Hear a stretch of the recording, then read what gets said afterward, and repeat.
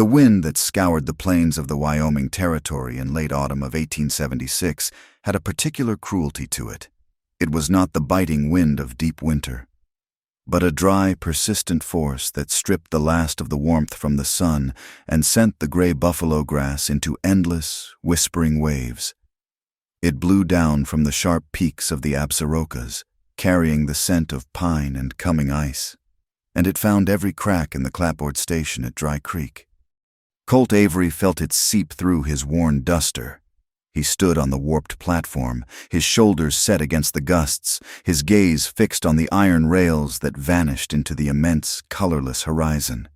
He was a man built like the land around him, spare, hard, and quiet. His face, weathered by sun and sorrow, held a stillness that could be mistaken for indifference, but his eyes, the color of a stormy sky, missed nothing. At 34, he had the weariness of a man much older, a ghost of the cavalry officer he had once been, and the deeper, more permanent ache of a widower. He was here on a fool's errand, and the foolishness of it chafed him raw. A mail-order bride, his sister, Ruth, in a fit of well-meaning concern for his solitude, had arranged it all. He had argued, resisted, and finally, through sheer exhaustion, relented enough for her to send the letter. He had come to the station today not to welcome a new wife, but to send her straight back on the next train east, with a paid ticket and a firm, unapologetic refusal. The thought of a stranger in his house, in her house, was a violation he could not stomach. A little ways down the platform, Sheriff Harlan Pike leaned against a post, whittling a piece of wood with methodical slowness. The sheriff was an old man, his badge tarnished and his will to fight the tide of greed in Dry Creek worn down to a nub. He watched Colt with tired eyes that understood more than he ever said. "She expecting a welcoming committee?" Pike asked, his voice a dry rasp. Colt did not turn. "She'll be disappointed." The sheriff grunted, sending a curl of wood to the dusty planks. "Ruth means well." "Meaning well doesn't keep the winter out," Colt said, the words clipped. The distant whistle of the locomotive was a lonely cry against the vastness. Colt's jaw tightened. He braced himself for the awkwardness, the pleading or the tears, the whole messy business of entanglement he had sworn to avoid. The train chugged into view, a black serpent breathing steam, and ground to a halt with a great sigh of brakes. A few men in dusty hats got off, then a family with wide-eyed children. Colt waited. He was looking for the type hopeful, perhaps a little desperate, clutching a single carpet bag. But the woman who descended the steps was not what he expected. She was young, perhaps 22, and carried herself with a straight-backed dignity that seemed at odds with the weary set of her shoulders. She wore a dark, practical traveling dress, more suited to a Boston street than a Wyoming rail station, and a simple blue wool shawl was wrapped tight against the cold. Her face was pale, intelligent, with a dusting of freckles across her nose and wide, serious eyes that were taking in the stark emptiness of the place. In one hand, she carried a small, battered trunk. In the other, she clutched a metal tin box to her chest as if it held the crown jewels. She was not the picture of a mail-order bride. She looked more like a lost sparrow. This was Nora Quinn, though Colt did not know it yet. She clutched the tin box containing her ledgers, her teaching certificates, and the letter from the Dry Creek School Board, the one with the official court seal that had felt like a lifeline. She had fled the whispers and the false accusations in Boston, seeking not a husband, but a place where her name was unknown and her work could speak for itself. As she stepped onto the platform, a man detached himself from the shadows of the station house. He was burly, with a mean, pinched face, and he moved with a purpose that made the hairs on Colt's neck stand up. Colt had seen him before, always on the periphery of Silas Crow's business. Nora barely had time to register him before he was on her. He did not speak. He simply lunged, his hand grabbing for the tin box. "Here now," she gasped, pulling it back. The man yanked hard. The box flew from her grasp, and he turned to bolt. Something inside Colt, a wire pulled taut for years, snapped. He was moving before he had made a conscious decision to, his body remembering the sharp, efficient economy of a cavalry charge. He covered the distance in 3 long strides, his boots thudding on the platform. He didn't draw the pistol at his hip. He didn't need to. He caught the man by the collar of his coat, spinning him around. The man's momentum sent him stumbling, and the tin box tumbled to the ground, its lid springing open. Papers scattered in the wind. Colt saw a flash of a hand-drawn map, a column of figures in neat script, and a promissory note bearing the florid signature of Judge Silas Crow. The thief scrambled to gather them, but Colt's boot came down firmly on his hand. "Leave it." Colt's voice was low and cold as a river stone. The man looked up, his eyes wide with fear and surprise. He recognized Colt Avery. Everyone in Dry Creek did. He yanked his hand free and, without a backward glance, scrambled away and disappeared around the corner of the station. Sheriff Pike had straightened up but had not moved, his hand resting on the butt of his pistol. He watched the man flee, then looked at Colt, a question in his weary eyes. Colt ignored him. He knelt and began gathering the scattered papers, his fingers brushing against the crisp edges of the map. It was a survey of Bitter Spring, the only water source in the valley that never ran dry. He tucked the documents back into the box and snapped the lid shut. He stood and turned to the young woman. She was pale, her hands pressed to her mouth, her blue shawl askew. But her eyes were not fearful. They were resolute, and they were fixed on him with a fierce, questioning intensity. "Thank you," she said, her voice trembling only slightly. "He works for Judge Crow," Colt stated, handing her the box.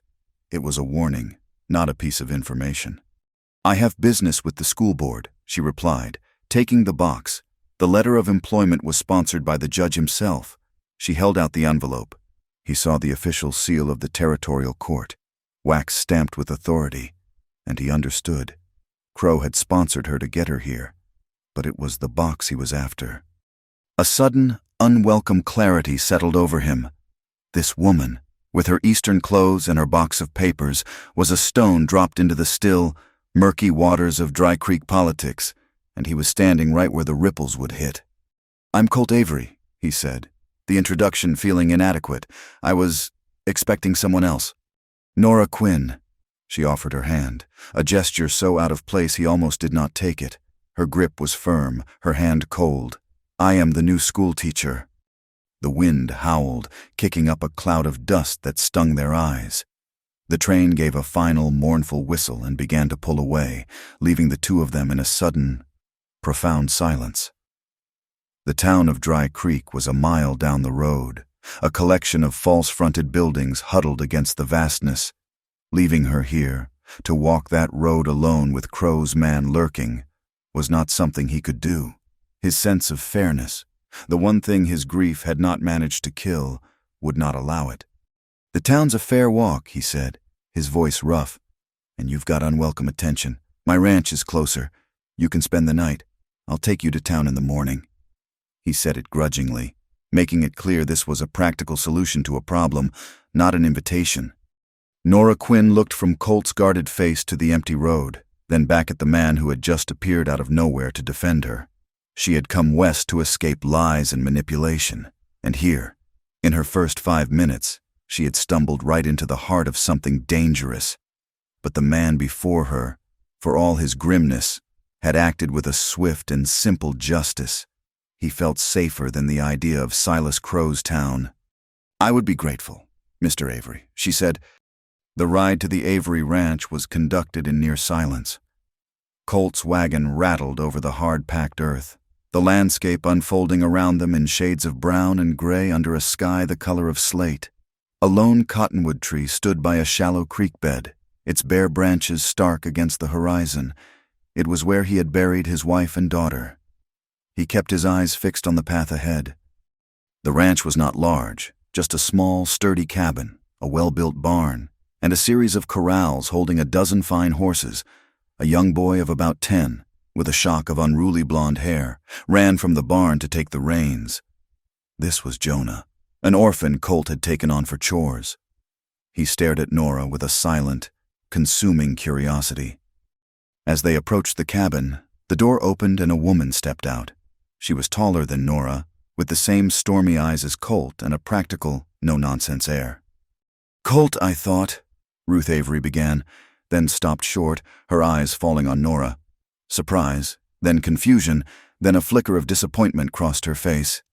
This was not the woman from the photograph in the letters. "This is Miss Quinn," Colt said, lifting Nora's trunk from the wagon bed. "She's the new school teacher. Ran into some trouble at the station. She's staying the night." Ruth's expression softened into one of concern. She wiped her hands on her apron and came forward. "Trouble in Dry Creek heavens. Come inside, child. You look frozen through." The inside of the cabin was a world away from the wind-swept plains. It was one large room, warm and clean, filled with the scent of coffee, wood smoke, and baking bread. A fire crackled in the stone hearth, casting a gentle, dancing light on the simple wooden furniture. It was a home, not just a shelter, and for the first time in days, a knot of tension in Nora's chest began to ease. While Ruth bustled about, getting her a cup of hot coffee and settling her near the fire, Colt stood by the door, a silent, watchful presence. He felt like a stranger in his own home. This woman, Nora Quinn, had brought the world with her, a world of complications and dangers he had not invited. He watched as she spoke quietly with Ruth, her educated Eastern accent a stark contrast to their plain Western speech. He saw the way Jonah peeked at her from behind the doorframe, and how she offered the boy a small, tired smile that made him duck back out of sight. Later that evening, as the wind rattled the window panes, there was a knock at the door. It was Sheriff Pike, his horse breathing steam in the cold air. He nodded to the women and asked to speak to Colt outside. Under the cold, bright stars, the sheriff got straight to the point. "The man at the station was Jed Carter," he said, his voice low. "He's one of Crow's hounds. The judge has been buying up every parcel of land with a drop of water on it. The ones he can't buy, he finds other ways to take." Pike looked toward the dark outline of the hills, where Bitter Spring flowed. "That box she carries.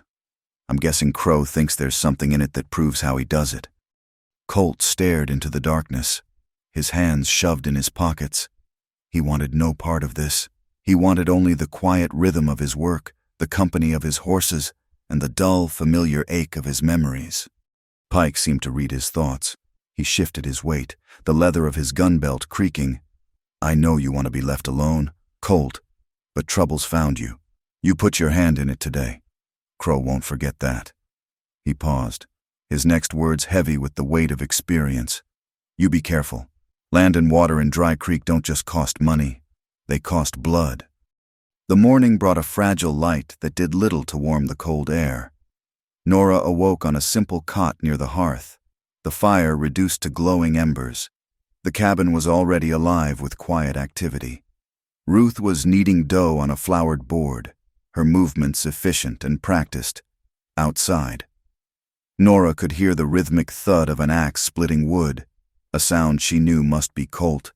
The scent of strong coffee was thick and comforting. She had expected to feel like an intruder, an awkward guest in a house sealed by grief, but Ruth's calm welcome had smoothed the edges of her anxiety. "Sleep well?" Ruth asked without looking up from her work. "Yes, thank you. I haven't slept so soundly in weeks," Nora replied, her voice still soft with sleep. "It's the wind. It either keeps you awake all night or rocks you like a cradle." That first day, and the ones that followed, settled into a rhythm dictated by work and weather. Nora insisted on earning her keep. She was surprisingly adept at mending, her small, neat stitches repairing a tear in Jonah's shirt and reinforcing the seams on one of Colt's work gloves. Her greatest contribution, however, began in the barn. Ruth had been trying, in her spare moments, to teach Jonah his letters and numbers, but the boy was shy and easily distracted. Two of the younger ranch hands, barely men themselves, were in the same boat, able to sign their names but little more. Nora, seeing the scrawled figures on a slate, offered to help. She had a gentle, patient way of explaining things, of turning letters into sounds and sounds into stories. Within 2 days, She had Jonah proudly reading a simple sentence from a worn primer, and the two young men figuring sums they had previously guessed at. Colt would watch from the doorway of the tack room, a currycomb stilled in his hand, observing this woman bring a quiet order to a small corner of his world.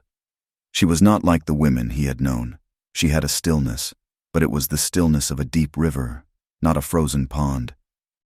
It was during one of these impromptu lessons that her sharp mind for figures revealed a problem. Colt had asked her to tally the supply ledgers, and she had cross-referenced them with the count of the herd. "Mr. Avery," she said one afternoon, approaching him as he repaired a corral fence. She held the ledger in her hands, by my count, from the last tally 2 weeks ago, and accounting for the one colt sold to the army. "You should have 38 horses. I can only count 35. Colt stopped his work, setting down his hammer. He looked at her, his expression unreadable. He had done the count himself that morning and had come to the same troubling conclusion. He had not expected her to notice. "Your numbers are right, Miss Quinn. Do you think they wandered off?" "My horses don't wander," he said flatly. "This has crow's stink on it. A few horses gone missing is a nuisance. A herd crippled by theft is a reason to sell your land cheap to the man who holds the water rights." The mention of water hung in the air between them. The next day, he made a decision. "Come with me," he said to her after the morning meal. "There's something you need to see." He saddled 2 horses, giving her a gentle mare that stood patiently as she mounted. He led her away from the ranch, up into the low, rolling hills. The land was starkly beautiful, a tapestry of muted colors under the vast, open sky. They rode for nearly an hour before dipping into a small, sheltered canyon. There, surrounded by a cluster of hardy willows, was Bitter Spring. It was not a gushing fountain, but a steady, clear pool of water that seeped from the rocks and formed a creek that wound its way down toward the Avery property. "It's the only water for 10 miles that doesn't freeze solid in January," Colt explained, dismounting. "My father found it. His deed is filed and legal, but Crow's ranch borders it on the other side. He wants it all." Nora looked at the life-giving water, then at the harsh, dry land all around them. She finally understood. Water was not just a commodity here. It was power. It was the difference between survival and ruin. From his saddlebag, Colt pulled out a heavy iron bell and a length of rope. "Wolves have been getting bolder. They come down from the mountains when the weather turns." He found a sturdy branch on a willow that overhung the pool and, with Nora's help, they hoisted the bell and secured it. He tied a long tripwire, nearly invisible against the grass, from the bell's clapper to a stake on the other side of the game trail. It won't stop a pack, but it will give a warning. As they worked, their hands brushing, a comfortable silence settled between them. The bell, dark and solid, seemed like a promise. It was an act of vigilance, a shared piece of work against the encroaching dangers, both animal and human. On the ride back, Nora felt a bond forming, as unspoken and elemental as their task with the bell. That evening, as she and Ruth were washing the dinner dishes, Nora found herself speaking of Boston. She told Ruth about the school, about her love for teaching, and then, the words tumbling out in a quiet rush. She told her about Mr. Albright, the school's headmaster. He was a respected man, married, with children her own age. He had taken an interest in her work, then in her. His attentions had become unwelcome, his invitations improper. When she had firmly and finally rebuffed his advances, his admiration had curdled into malice. A rumor started about missing school funds. An accusation was leveled, though nothing was ever proven. Her reputation was destroyed. "I couldn't stay," Nora finished, her eyes fixed on the soapy water in the basin. Every whisper in the hall felt like a shout. She dried her hands and retrieved the letter from her trunk. This invitation to Dry Creek. It felt like a miracle. It was tucked into a church bulletin someone sent me. There was no name, just an initial at the bottom. An R.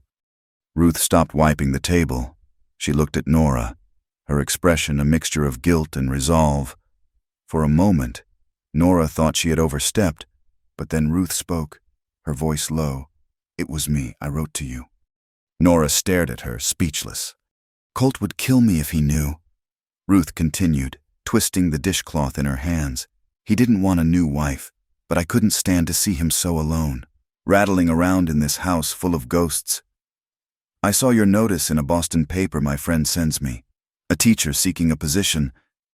I thought, if you came as a bride, the town would accept it. I invented a correspondence. But when your letter came back, telling your story, I knew I couldn't trap you in a lie.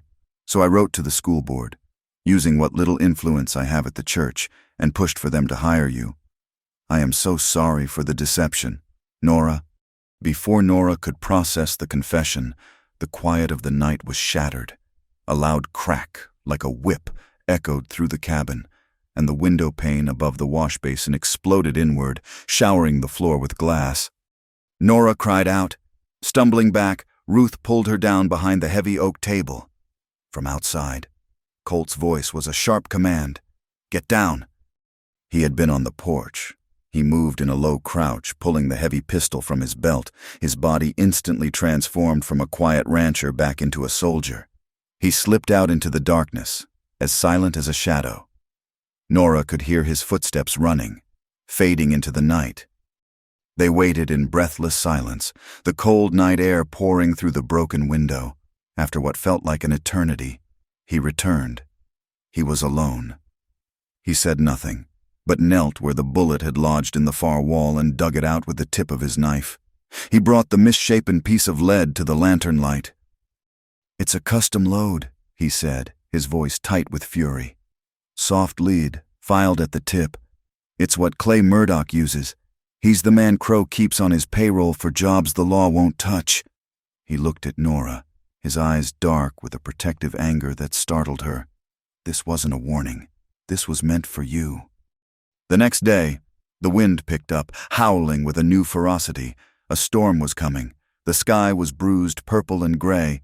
Colt worked with a grim intensity, securing the barn and checking on the herd. He and Nora found themselves working side by side, banking dirt against the cabin foundation. The wind tore at them, trying to rip the shovels from their hands. A heavy wooden shutter that covered the largest window tore loose from one of its hinges, banging violently against the cabin wall. "I'll get it," he shouted over the gale. But the shutter was too heavy and awkward for one person to manage in the wind. He struggled to lift it back into place while the wind fought him. Nora, without a word, grabbed the other side. Together, they strained against the force of the storm, their shoulders pressing close. He yelled instructions, and she followed, her face set with determination. Finally, with one last coordinated shove, they managed to heave it back into place and Colt slammed the iron bolt home. They stood for a moment in the sudden shelter of the wall, breathing hard, their faces flushed from the cold and the effort. The roar of the wind was muffled. In the small space between them, a new understanding passed. It was a moment of shared struggle, of pure, unthinking partnership. He looked at her, really looked at her, and saw not a fragile Eastern schoolteacher, but a woman with a quiet strength that matched the unforgiving land around them. A woman who did not run. The wind died down before dawn, leaving behind a world scoured clean and silent. A strange, yellow light filtered through the newly boarded window, painting the cabin in eerie stripes. The first order of business after the storm was the horses. Colt, moving with a grim purpose, walked the fence line while Nora tallied the animals in the main corral. The number remained the same, 35. 3 were gone. Without a word to Ruth or Nora, he saddled his rangiest gelding, a lean buckskin that could cover miles without tiring. He took a rifle, sliding it into the saddle scabbard, and a canteen of water. Nora watched him from the porch, the blue wool shawl wrapped tightly around her shoulders. She saw not just a rancher going after strays, but a soldier preparing for a patrol. He rode out, a solitary figure against the vast, bruised sky, and began to cut for sign. It did not take him long. The ground, softened by a brief, passing shower that had come with the wind, held the tracks clearly. 3 horses, unshod, being driven hard. not wandering. Pushed. The trail was easy to follow. It led north, straight as a surveyor's line, toward the vast, unfenced territory belonging to Silas Crow. The tracks went right up to the line marked by weathered wooden posts and then vanished into the churned earth of Crow's own rangeland. There was no doubt. Colt sat his horse for a long time, staring at that invisible line that separated his land from his enemies. A cold, familiar anger hardening in his gut. He did not ride onto Crow's land. That was the trap. Instead, he turned his horse and rode the long miles to Dry Creek. He found Sheriff Pike in his office, sipping coffee that looked as black and bitter as his mood. Colt explained what he had found, his words sparse and precise. The sheriff listened, his gaze fixed on a crack in the floorboards. When Colt finished, Pike heaved a sigh that seemed to come from the soles of his worn boots. "I believe you, Colt. There is not a doubt in my mind. But believing and proving are two different things in this territory." "The tracks are clear," Colt insisted. "Tracks that end at his property line," Pike countered, his voice tired. "I go to him. He will say they are his own horses. I ask to see them. He will show me 30 horses that look just like yours. I get a warrant to search his whole spread. A spread bigger than a county back east. The district judge will laugh it out of court. Silas Crow owns that judge. Body and soul. All a warrant would do is tell Crow that you and I are working together. It would put a bigger target on your back, and on hers." The mention of Nora was a deliberate shot, and it hit its mark. Colt's jaw tightened. He knew Pike was right. The law in Dry Creek was a tool, and Silas Crow was the only one allowed to wield it. He left the office with a frustrated, impotent anger that was worse than the cold fury he had felt on the range. Back at the ranch, Nora could not sit still. The waiting, the not knowing, was a kind of torment. She found herself drawn again to the tin box. It was the only weapon she had, the only thing that felt like it might hold an answer. She spread the contents on the small kitchen table, the map of Bitter Spring, the promissory notes, the ledgers filled with her predecessor's neat handwriting. Ruth, seeing her deep in concentration, quietly refilled her coffee cup. "What are you looking for, child?" "A pattern," Nora murmured, her finger tracing a column of figures. "Something that does not make sense." And then she found it. It was not in one document, but in the connections between them. A farmer, Hans Richter, had signed a note to Crow for $50, a loan against his fall crop to pay for access to Bitter Spring for his few dozen cattle. A fair price. But then, in the ledger, Nora saw a second entry a month later, a $20 fee for water usage assessment. Then another, for right-of-way maintenance. The fees, small at first, began to compound. When the crop came in, Richter owed not $50, but $120, unable to pay. He had signed over a deed to 10 acres of his land to clear the debt. The next year, the pattern repeated. Another small loan, another cascade of unforeseen fees, another parcel of land lost. She found the same story repeated for 4 other small ranchers whose properties bordered Crow's. It was a slow, methodical strangulation by contract, all of it technically legal, all of it designed to bleed a man dry until he had nothing left to sell but his home. "He is not just trying to take the water," Nora said, her voice a shocked whisper. "He is taking everything. He is using the law like a rustler's brand."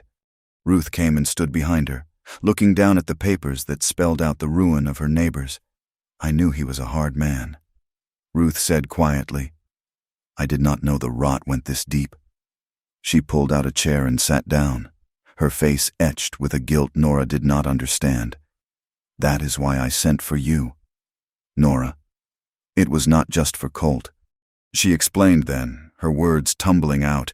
She spoke of the town's children, with no school to occupy their days. She spoke of young boys, Jonah's age, running errands for the men in the saloon, carrying messages for Crow and his cronies, learning that power came from intimidation and wealth from the weakness of others. "I saw what this town was becoming," Ruth confessed. "I saw our children growing up in the shadow of that man's greed. I thought, if we had a teacher, a real teacher, Someone with books and principles. It would be like planting a tree in this barren ground. It would be a start, a way to fight back that did not involve guns. When Colt returned, he found them there, the evidence of Crow's methodical conquest spread across the table. He saw the grim understanding on Nora's face, and a new, more urgent fear seized him. She was no longer just a woman who had stumbled into trouble. Now she knew the whole rotten truth. That made her the most dangerous person in the territory to Silas Crow. "Pack your things," he said, his voice flat and hard. Nora looked up, startled. "What?" "I am taking you to Cheyenne tomorrow," he said, avoiding her eyes. "I will buy you a ticket on the first train heading east. Boston, Philadelphia, anywhere you want to go. This is not your fight." Nora stood up slowly, her hands resting on the damning papers. She looked at him, at the fear he was trying to hide behind a mask of command. She thought of her flight from Boston, of the shame and helplessness that had chased her across the country. She had been running then. She would not run now. "No," she said. Her voice was quiet, but it held a core of steel he had not heard before. "Do not be a fool," he said, his voice rising with frustration. "Murdoch's bullet was not a suggestion. This is a game played for keeps. I have spent the last 6 months of my life being a fool." "Mr. Avery," she replied, her gaze unwavering. "I let a liar whisper away my name and my home. I ran. I will not do it again. My fight, your fight, Ruth's fight, it is all the same fight now. I am not running anymore." The next day, Clay Murdoch rode into their yard. He did not dismount, but sat his big roan horse in the middle of the yard, a clear and arrogant challenge. Colt was in the corral, working with a young filly on a lead rope. He saw Murdoch and his whole body went rigid, the old instincts, the cavalry reflexes screaming at him. He could feel the familiar weight of the pistol on his hip, the practiced ease with which he could draw and fire. For a moment, the quiet rancher was gone, and the man who had survived 2 tours on the frontier was in his place, his mind a cold, clear field of tactical choices. "Avery," Murdoch called out, his voice a lazy drawl. "The judge wants you to know he don't appreciate you poking your nose in his business, nor harboring thieves." He spat a stream of tobacco juice near the corral fence. "Maybe you need a more permanent lesson." Colt dropped the lead rope. The filly shied away. He did not reach for his gun. He walked slowly to his own horse, the buckskin, which stood saddled by the barn. He swung into the saddle, his movements fluid and economical. Murdoch smirked, thinking of running smart. Colt did not answer. He nudged the buckskin into a walk, circling the edge of the corral. Murdoch watched him, his hand hovering over the butt of his pistol. Colt kept circling, his horse moving with a calm, steady gait. Then, without warning, he spurred the buckskin. The horse leaped forward, not at Murdoch, but in a tight, explosive circle. With a sharp kick, Colt sent a heavy wooden bucket spinning through the air. It struck Murdoch's horse on the flank. The roan squealed and bolted, bucking hard. Murdoch, taken completely by surprise, was thrown from the saddle, landing in an undignified heap in the dust. His gun flew from its holster and skidded under the fence. Before he could recover, Colt was there, his horse blocking Murdoch's path, its front hooves planted inches from his chest. Colt looked down at the man, his face a mask of cold contempt. He had not drawn his weapon. He had not broken a law. He had simply outmaneuvered him, using the skills of a horseman, not a killer.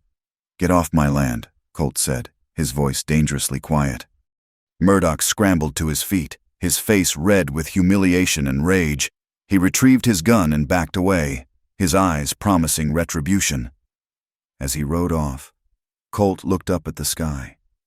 A strange stillness had fallen, and on the western horizon, the clouds were gathering in a dark, swirling mass, a clear and ominous circle in the sky. It looked like the eye of a hurricane, waiting. 2 days later, Sheriff Pike rode up to the ranch. He did not look Colt in the eye. He held out 2 folded pieces of paper. "I'm sorry. Colt." The first was a warrant for Colt's arrest, trespassing, filed by Silas Crow. The second was for Nora. "What is this?" Colt demanded, snatching the paper. Pike's voice was heavy with shame. He's claiming that tin box contains sensitive court documents. He is charging her with theft of official records. He looked past Colt toward the cabin where Nora stood on the porch, watching them. I have to take her in. The church in Dry Creek was not built for dispensing justice. It was built for hymns, sermons, and the quiet contemplation of God. But on that day, it had been repurposed. The preacher's pulpit served as the judge's bench, where a circuit judge, a man with a perpetually sour expression and eyes that never quite met anyone's, had been brought in to preside. The pews were packed tight with the people of the town and the surrounding ranches. They were not here for salvation. They were here for the spectacle. Farmers with dust ingrained in the lines of their faces, their wives in worn Sunday dresses, cowboys and merchants all sat shoulder to shoulder, their collective curiosity creating a thick, expectant atmosphere that mingled with the scent of old wood and dry dust. Colt stood beside Nora near the front, his posture rigid, his face a stony mask that betrayed none of the turmoil within. He felt the weight of every stare, the whispered speculations. Nora, by his side, was pale but composed. She clutched her tin box in her hands, her knuckles white. She looked less like a defendant and more like a teacher about to address a difficult class. Silas Crow sat at a table opposite them, the picture of aggrieved authority. He was dressed in a fine black suit, his silver hair neatly combed, his expression one of solemn duty. He began by painting himself as a pillar of the community, a man who had worked tirelessly to bring order and prosperity to the territory. He spoke of his sponsorship of the new schoolteacher as an act of civic charity, a gesture of his commitment to the future of Dry Creek. And how was this charity repaid, Crow asked, his voice resonating through the silent church. By theft. This woman, this Nora Quinn, abused my trust. She conspired with this man, Colt Avery. He gestured dismissively toward Colt to steal sensitive, confidential court records from my office, documents pertaining to the legal and private business of this town's citizens. He called his first witness Jed Carter, the man from the train station. Carter, his eyes darting nervously around the room, swore on a Bible that he had seen Nora leaving the judge's office late one night, clutching the tin box to her chest. He claimed he had recognized the official court seal on a document that had slipped out. It was a clumsy lie, easily picked apart by a real lawyer. But in this room, with Crow's influence hanging in the air, it landed with a thud of credibility. When it was Nora's turn, she did not raise her voice. She walked to the front of the room and placed the tin box on a small table. She spoke clearly and simply, as if explaining a lesson in arithmetic. I have never been inside Judge Crow's office, she began. This box contains my personal effects and the teaching materials I brought from Boston. It also contains these. She opened the box and carefully laid out the ledgers and the promissory notes, one by one. She detailed the systematic financial ruin of Hans Richter and the other small ranchers. She explained the escalating fees, the compound interest, the legal language designed to confuse and entrap. As she spoke, a murmur went through the crowd. The names she mentioned were their neighbors. The story she told was one they had heard whispered in private, but had never seen laid out so plainly, in black and white. These are not stolen court documents, she said, her voice gaining strength. They are evidence of a different kind of crime. Crow laughed, a short, barking sound of contempt, the scribblings of a disgruntled woman. You have no proof those documents are anything but forgeries. My business is conducted under the seal of the territorial court, an unimpeachable seal. A seal, Nora said quietly. That looks like this. From her reticule, she produced a small, flat piece of wax. She held it up for the judge to see. It bore a perfect impression of the court seal. A gasp went through the room. Crow leaped to his feet. Where did you get that? Nora looked toward Ruth, who was sitting in the front pew. Ruth stood, her hands trembling slightly. From the clerk's office, Ruth said, her voice clear and steady. The seal is left on his desk every evening. I made this impression myself to show how easily it could be done, to show that a stamp does not make something true. Before Crow could formulate a response, Sheriff Pike stood up. All eyes turned to him. The old sheriff seemed to have aged a decade in the past week. but as he spoke, his voice was stronger than it had been in years. "Your Honor," he said, addressing the circuit judge, "a few nights ago, a shot was fired into the Avery cabin. I recovered the bullet." He held up the misshapen piece of lead for all to see. "This is a custom load. A soft lead bullet filed at the tip. There is only one man in this territory who uses a load like that." Pike turned and looked directly at Clay Murdoch, who was leaning against the back wall, his arms crossed, and he works for Silas Crow. The accusation, so direct and public, hung in the air, sucking the breath from the room. Murdoch's face darkened, but he did not move. The circuit judge, looking flustered and trapped, was about to speak when a low rumble shook the church. It sounded like a distant freight train. The rumble grew louder, closer. A few drops of rain spattered against the windows, then a handful of what sounded like pebbles. Within seconds, the sound became a deafening roar. The sky outside turned a sickly, bruised green, and the world exploded in a torrent of ice.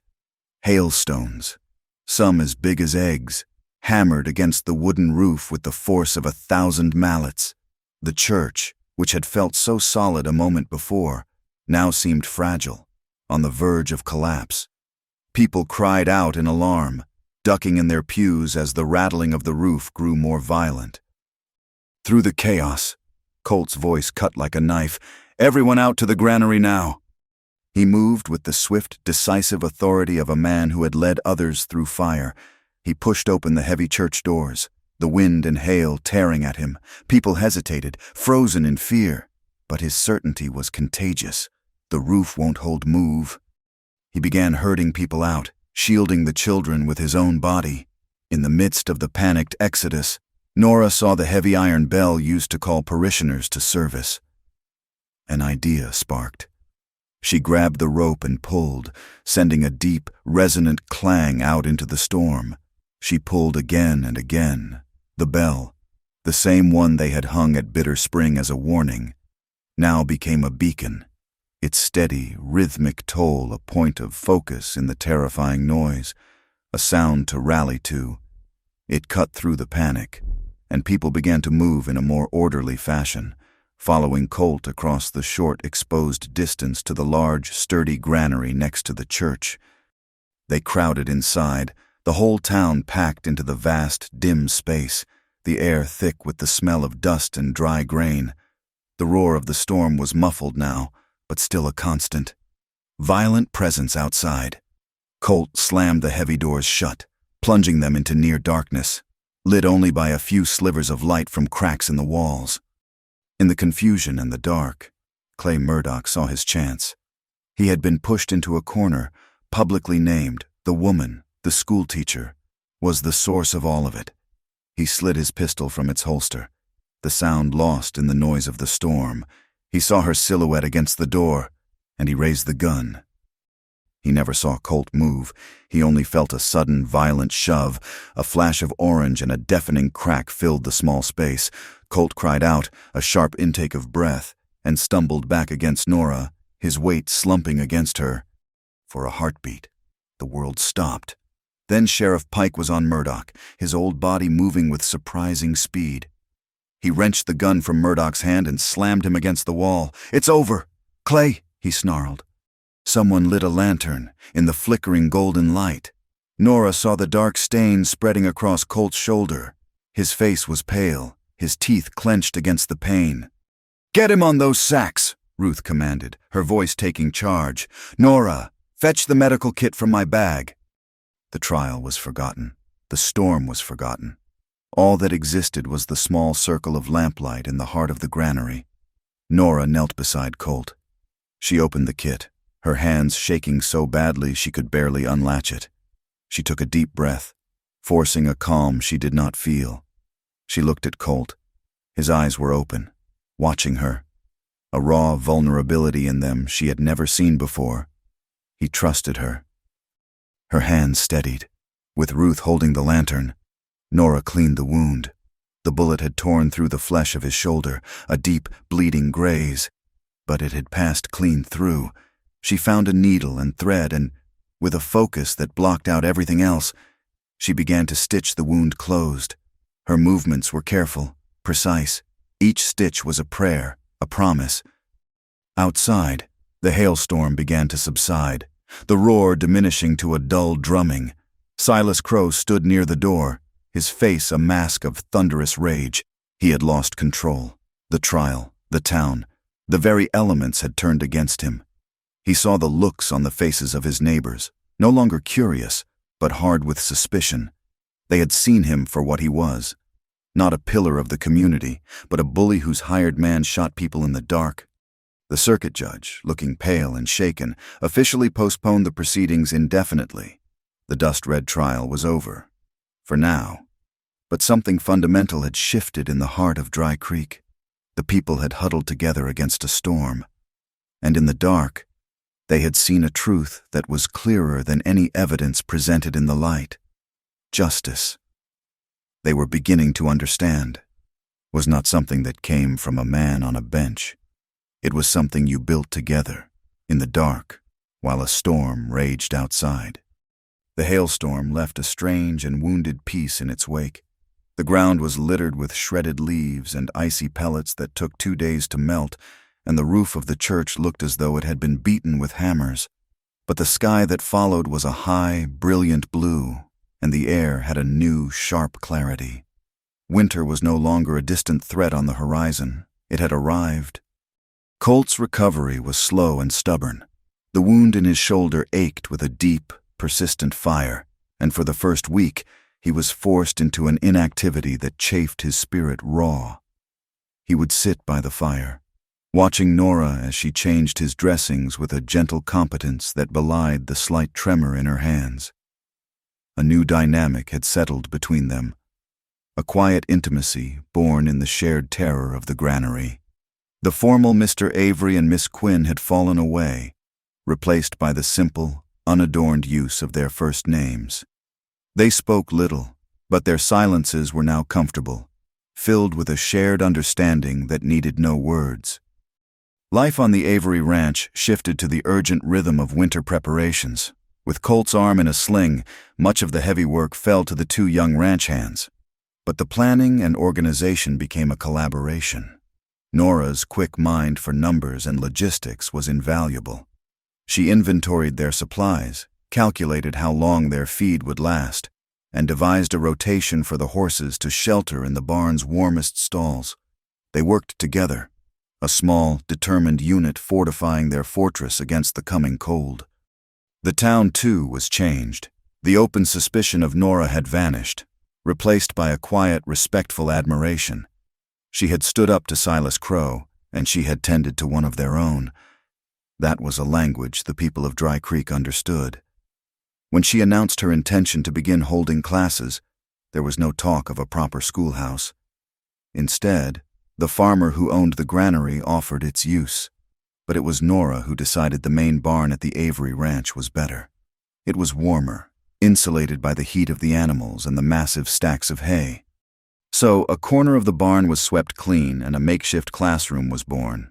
A long plank set on 2 barrels became a desk, and a large, smooth piece of slate hung on the wall served as a blackboard. Her students were a motley group: Jonah, 3 children from a neighboring ranch, and 2 teenage boys who had decided that knowing how to read a contract might be a useful skill in Crow's territory. They did not have money for tuition. Instead, they paid in goods. One family brought a cord of firewood, another a gallon of fresh milk twice a week, another a dozen eggs. The school ran on a currency of survival and mutual support. During these weeks, the bond between Colt and Nora deepened, forged not in grand declarations but in the small, shared moments of a life lived side by side.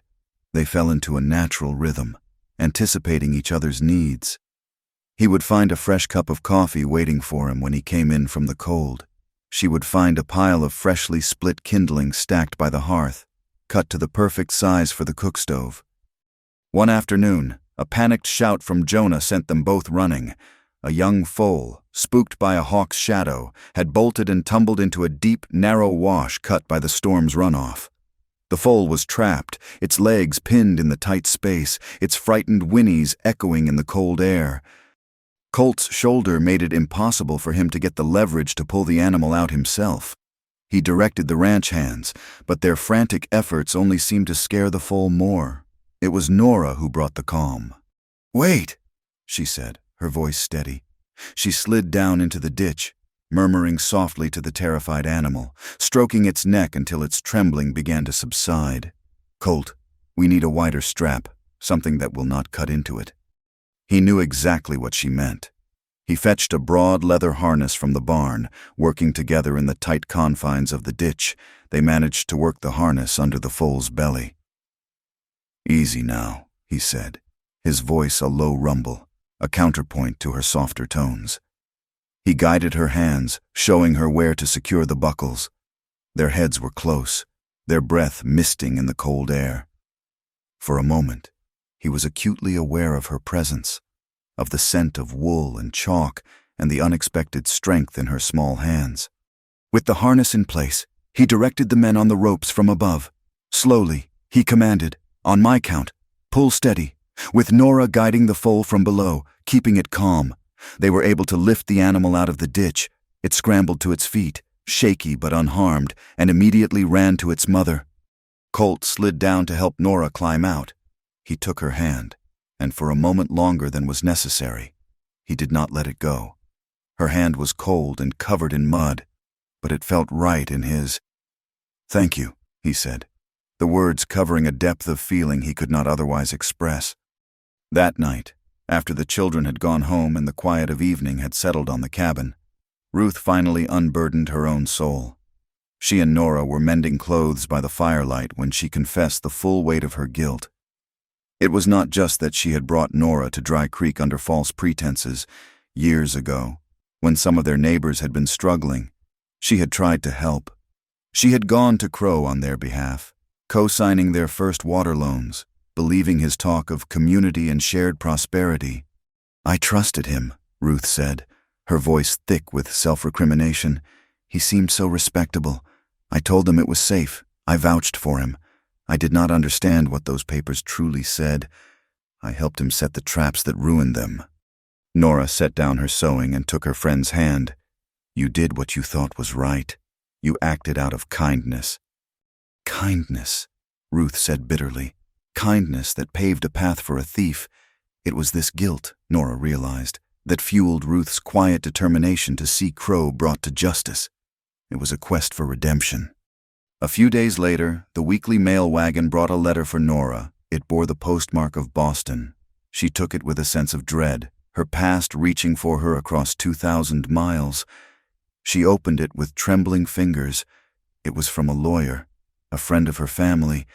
She read the first few lines, then read them again, her heart pounding. Mr. Albright had been investigated. His financial dealings had been found to be deeply corrupt. Other young women had come forward with similar stories of improper advances. He had been dismissed from his position in disgrace. The letter stated, in clear, unequivocal legal terms, that her name was completely cleared, her reputation fully restored. An official apology from the school board was forthcoming. She was free. The path back to her old life, to her home, was open. A wave of dizzying relief washed over her, so powerful it made her sit down. It was over. She had won. But as the initial euphoria faded, it was replaced by a strange and hollow ache. Boston, the familiar streets, the libraries, the life of the mind she had so cherished. It all seemed like a world away now, a life that belonged to someone else. She looked out the small cabin window at the vast, windswept land, at the sturdy barn that now served as her school, at the lone cottonwood tree standing sentinel by the creek. She thought of Jonah's fierce pride in learning to read, of Ruth's quiet courage, of the feeling of Colt's hand in hers. What was home? Was it the place you were from, or the place you fought for? Colt saw the letter in her hand and the turmoil on her face. He did not ask what it said. He felt a cold knot of fear in his stomach. He knew, with a certainty that defied logic, that it was a lifeline pulling her back to the world she came from, a world away from him. That evening, he found himself drawn to the cottonwood tree. He stood before the two simple wooden crosses that marked the graves of his wife and daughter. He had come here for years, a ritual of quiet remembrance. But tonight was different. He was not just looking at the past, he was looking at himself, at the man that grief had made him. He had built walls around his heart, not just to keep the pain in, but to keep life out. He realized that his solitude was a choice, a penance he had inflicted on himself. He had been so afraid of losing someone again that he had forgotten how to live. He thought of Nora. He thought of her quiet strength, her unwavering sense of right, the way her smile could light up a room. She was not a replacement for what he had lost. She was something new, something he never thought he would feel again. A fragile, terrifying hope. To love her would be to risk everything again, but to let her go, that felt like a different kind of death. The decision was taken out of their hands. Later that night, under the cold light of a full moon, a riderless horse galloped into the yard, its sides heaving, its eyes wide with fright.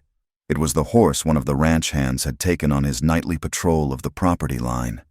Colt, his shoulder now strong enough for the strain, was in the saddle in minutes. He rode out hard, following the horse's back trail.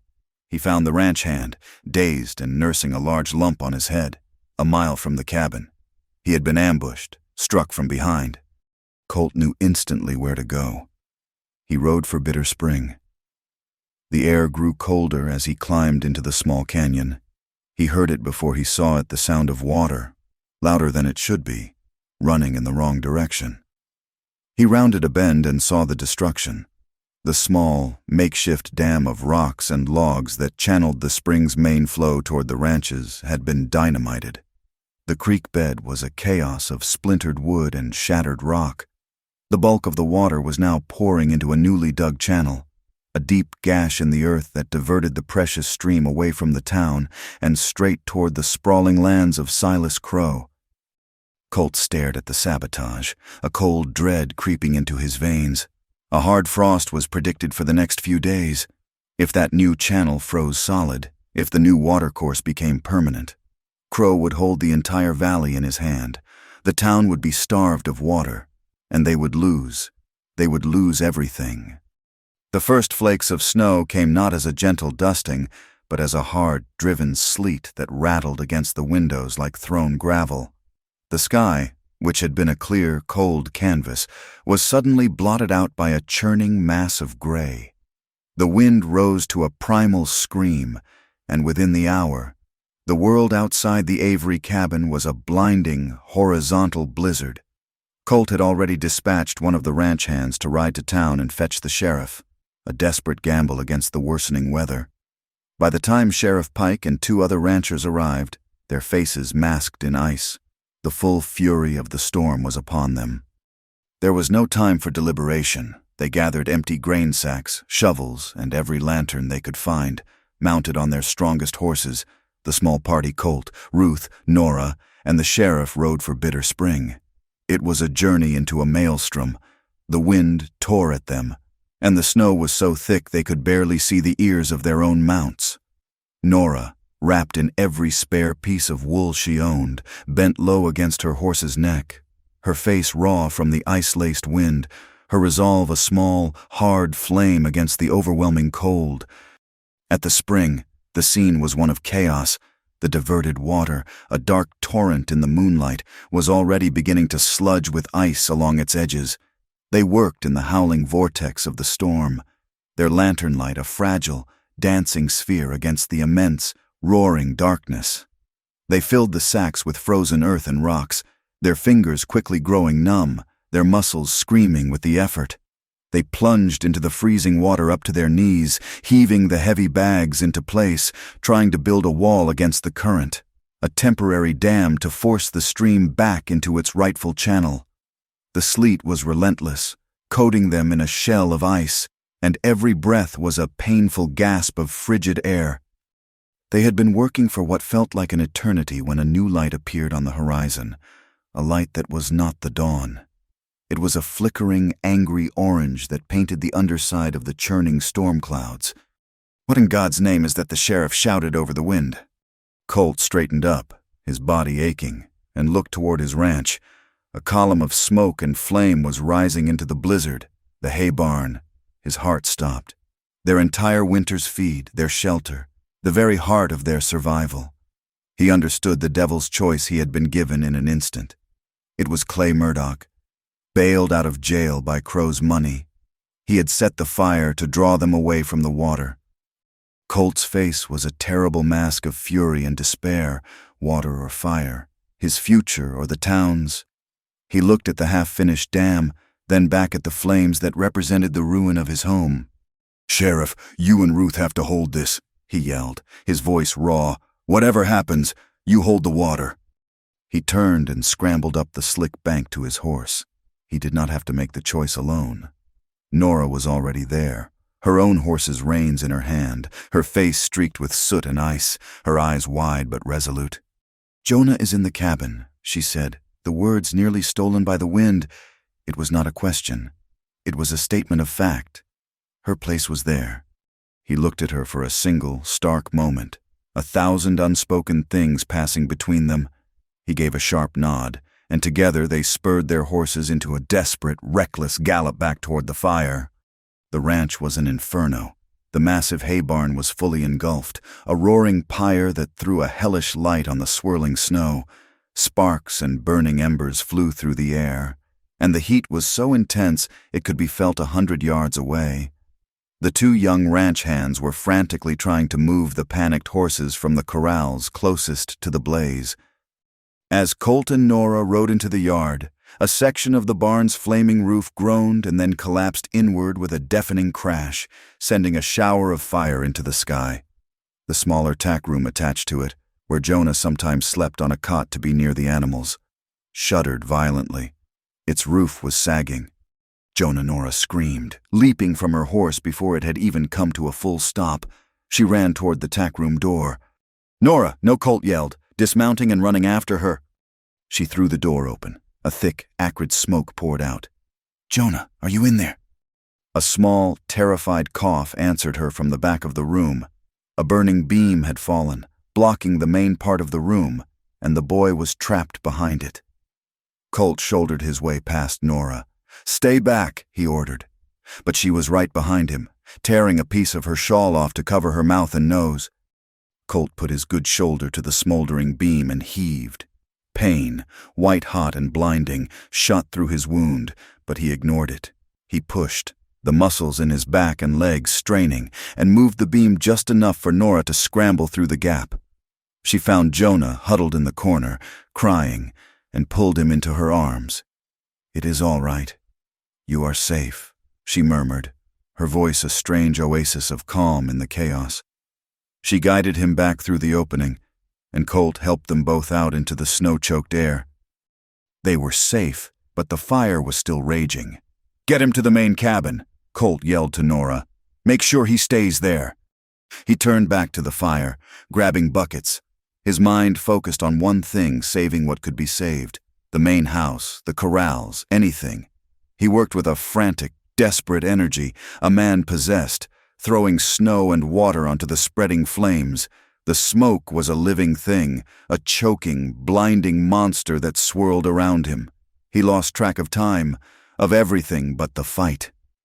He did not realize how deep he had gone into the smoke until he stumbled, his lungs burning, his vision swimming with black spots. He fell to his knees, gasping for air that was not there, the roar of the fire filling his head. He was trapped, disoriented. A hand grabbed his arm. It was Nora. Her face was black with soot, her hair singed, but her grip was like iron. "Colt, we have to get out." She coughed, her own voice ragged. She pulled him, half dragging, half guiding him away from the worst of the smoke, back out into the biting, clean cold of the blizzard. They collapsed together in a snowdrift a safe distance away, watching the barn burn, the last of its structure groaning as it surrendered to the flames. They had saved the boy. They had saved the other buildings. But the barn was a total loss. He was ruined. He did not know how long they sat there, shivering, the blizzard raging around them, the fire raging in front of them. Eventually, the cold drove them inside. The cabin was a wreck, the wind and sleet having poured through the broken window, but the fire in the hearth was still lit. Jonah was asleep on a cot, wrapped in every blanket they had. In the flickering lamplight, Colt saw that Nora had a burn on her forearm, a long red welt where a falling ember had caught her. He said nothing, but went to the medical kit. He gently took her arm. She flinched, but did not pull away. His hands were clumsy, blackened with soot, but his touch was surprisingly gentle as he cleaned the burn and spread a salve over it. They were alone, surrounded by the storm's fury, the world reduced to this small, quiet circle of light. The walls he had so carefully built around his heart had been burned away in the fire and washed away in the flood. He looked at her, at this woman who had faced down lies and guns and storms and fires, all for a place she barely knew, for people she barely knew, for him. She looked up at him, her eyes reflecting the firelight, her face smudged and exhausted, and more beautiful than anything he had ever seen. The silence in the room was profound, a space where all pretenses had been stripped away, leaving only a raw and vulnerable truth. She drew a shaky breath, her voice so soft it was almost lost in the howl of the wind. "I'm still a virgin." It was not a confession of inexperience, but a testament of a life put on hold, a statement of a trust so complete it was terrifying. He stopped his work on her arm and looked into her eyes. He reached out with his clean hand and gently lifted her chin, forcing her to meet his gaze. His own voice was rough, but it held a warmth and a steadiness that was absolute. "Then we'll go slowly," he said, and he added the words that were the truest promise he would ever make. "I choose you forever." He leaned in, and their first kiss was not one of passion, but of homecoming. It was clumsy and uncertain, tasting of smoke and cold and a shared, bone-deep weariness. It was a quiet sealing of a pact made in the heart of the storm. He wrapped his arms around her, pulling her close, and they just held each other, two survivors finding shelter, their heartbeats a steady rhythm against the chaos of the world outside. The storm broke with the dawn. A weary, pale light crept over the horizon, revealing a world transformed, buried under a deep blanket of white. Colt and Nora, who had not slept, stood on the porch and looked out at the devastation. The smoldering, blackened skeleton of the barn was a grim monument to the night's battle, but the cabin was still standing. The horses were safe. Jonah was safe. A short time later, two figures on horseback appeared, riding slowly through the deep drifts. It was Ruth and Sheriff Pike. They were covered in ice, their faces gray with exhaustion, but they were upright. "The dam held," Ruth called out, her voice cracking with relief. "The water is holding." They had done it. They had won. As the sun rose higher, its light glinting off the new snow, other riders began to appear. The townspeople coming to see the aftermath. They saw the destroyed dam at the spring. They saw the burned-out barn at the Avery Ranch. They saw whose hands were blistered from fighting a fire and whose were clean. And down the main road, a single set of tracks led away from town, heading east. Silas Crow was gone. The thaw that followed the blizzard was as dramatic as the storm itself. The world dripped and melted, the deep snow shrinking away to reveal a landscape washed clean.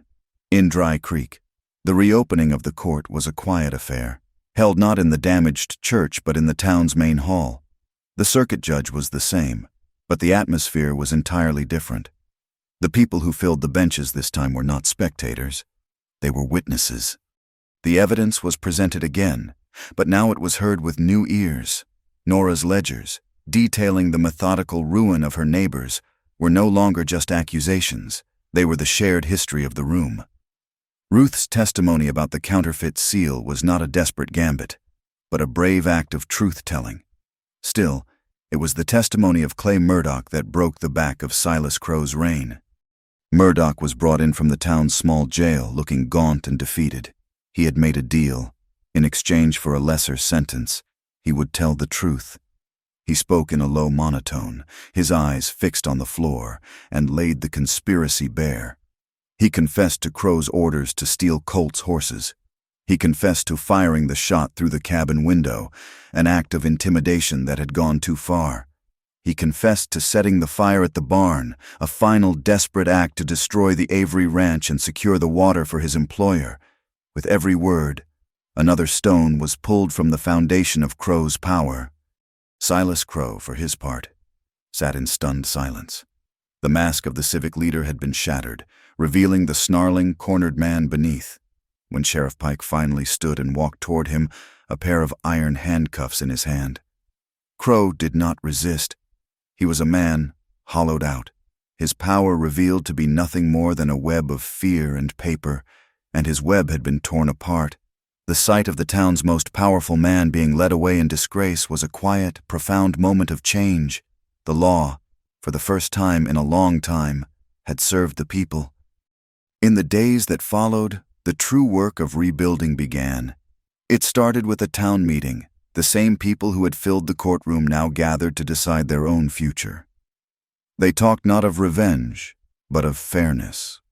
The conversation, led by the quiet, steady presence of Hans Richter, the farmer who had lost so much, turned to Bitter Spring.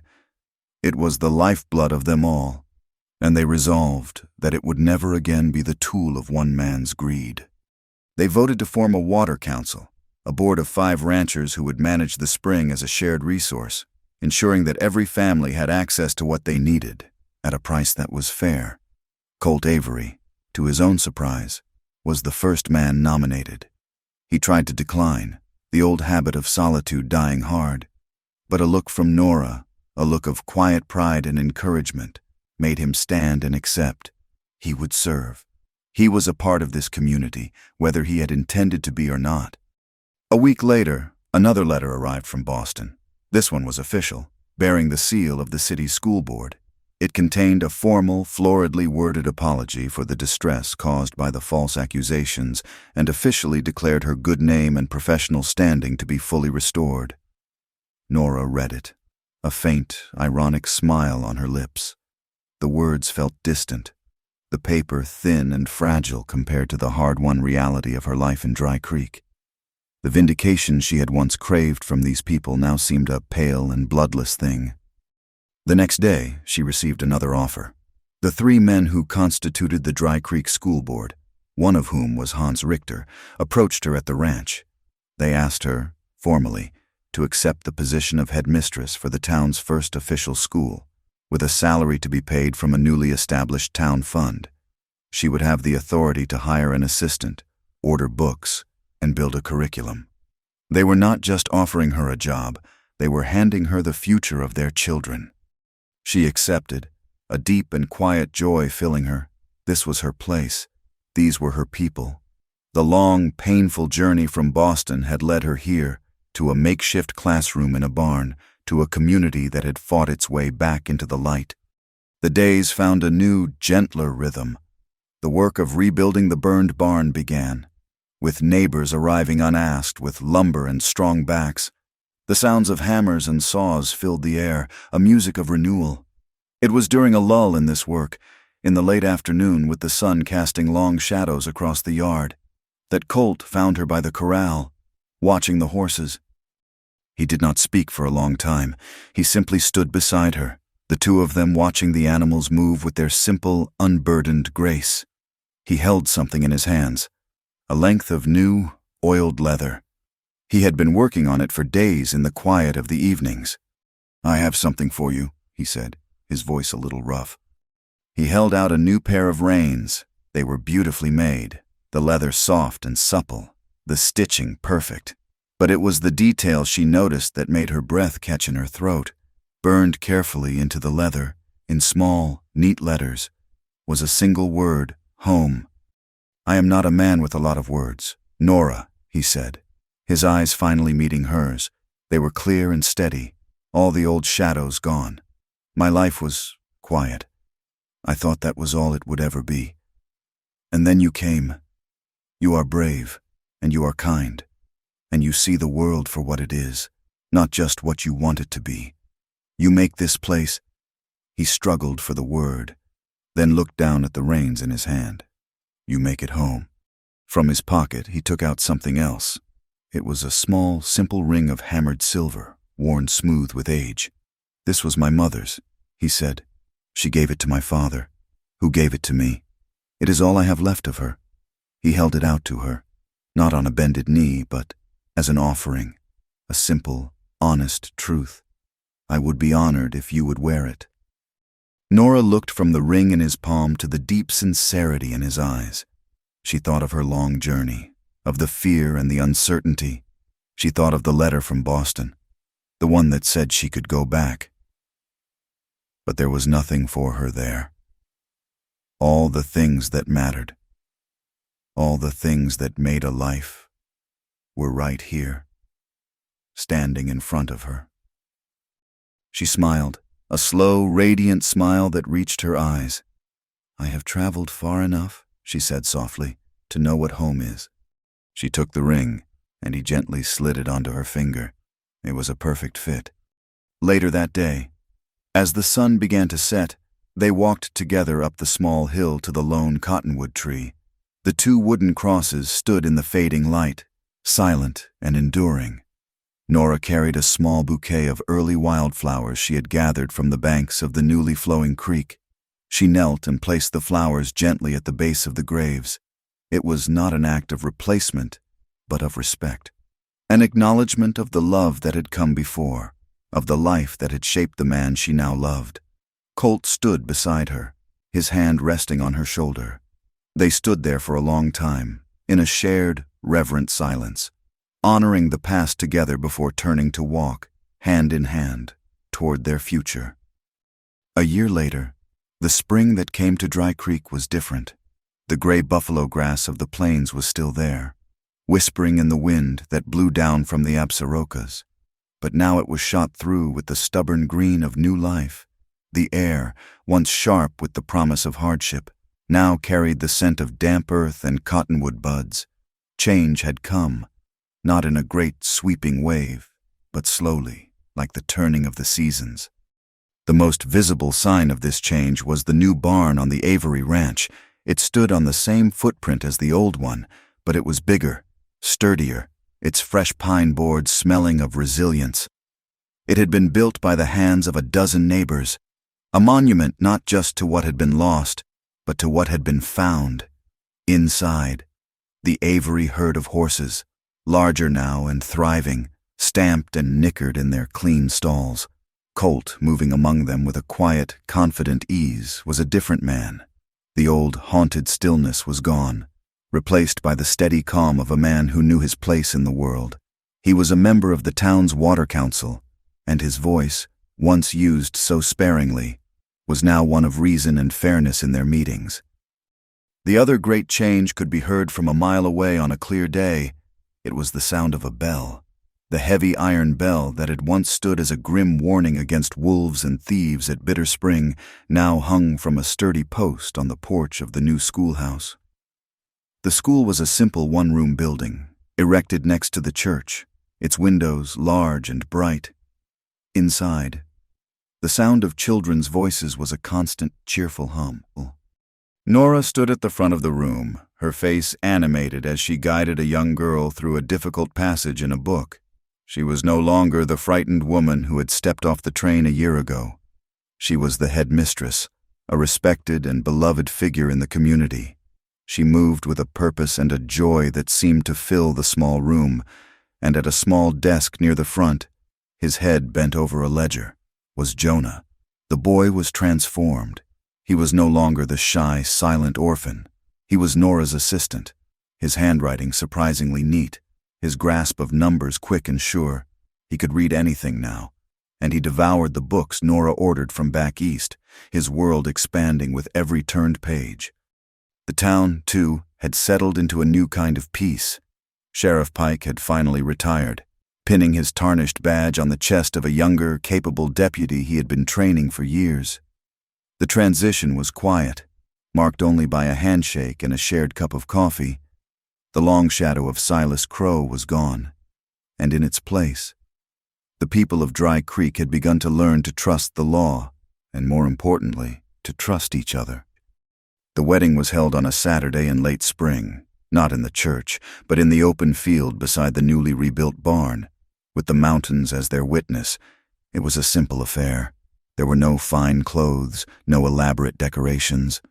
Nora wore a plain cream-colored dress that Ruth had helped her sew, and Colt wore the same dark suit he wore to council meetings. The entire town was there, their faces open and smiling. A light, misty rain began to fall just as the circuit preacher began the service, a soft drizzle that settled the dust and made the air smell clean and new. No one ran for cover.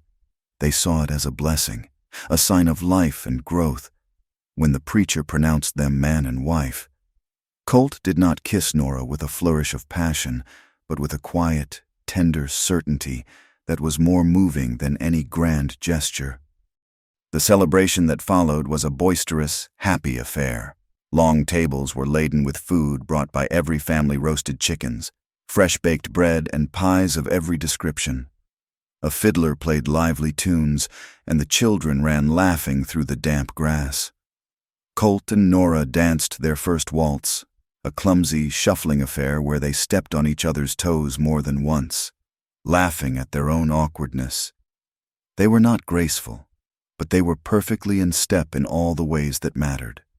Later, as the drizzle softened and a rainbow arched faintly in the east, Ruth stood and raised her glass. She was not the same woman, burdened by guilt, who had confessed her secrets to Nora a year ago. Her face was serene. "I do not have a lot of fancy words," she began, her voice carrying in the quiet that fell over the crowd. "But I have learned a few things this past year. I have learned that water flows best when its source is shared. And I have learned that a house is not built with just wood and nails." She looked at Colt and Nora, her eyes shining. Water flows from the heart of the people, and a home is built on trust. To my brother, and to my new sister. As evening fell and the party began to wind down, Colt and Nora slipped away. They walked hand in hand, the silver ring on her finger catching the last of the light. They did not go to the cottonwood tree on the hill. That was a place of memory, and tonight was about the future. Instead, they walked out into the high pasture. The rain had stopped completely, and the sky was clearing, revealing a brilliant canopy of stars. A cool breeze rustled the new grass. In the distance, they could hear the faint, happy sounds of the celebration. Below them, a magnificent sight unfolded. The entire Avery herd, spooked by a coyote's cry, suddenly broke into a run. They thundered across the vast open field, a river of muscle and motion, their manes and tails flying, their hooves drumming a powerful, ancient rhythm against the earth. They were a vision of everything the West was: wild, untamable, and breathtakingly beautiful. And just then, as if in answer, another sound drifted up from the town below. It was the clear, resonant toll of the school bell, rung by Jonah to signal the end of the day. The sound traveled across the plains, a message of order, of hope, of a community being built, one lesson at a time. The wild land and the steady bell. Colt put his arm around Nora's shoulders, and she leaned her head against him. The Wyoming landscape was still vast. The winters were still hard, and life here would never be easy. But in the space between the thunder of the horses and the ringing of the bell, they had found their home. Their hearts were warm. Thank you for listening to our story. Please let us know where you are listening from in the comments so we can all connect. And be sure to subscribe to our channel Wild West Night, like this video, and support us further by pressing the hype button so this story can be heard by more people.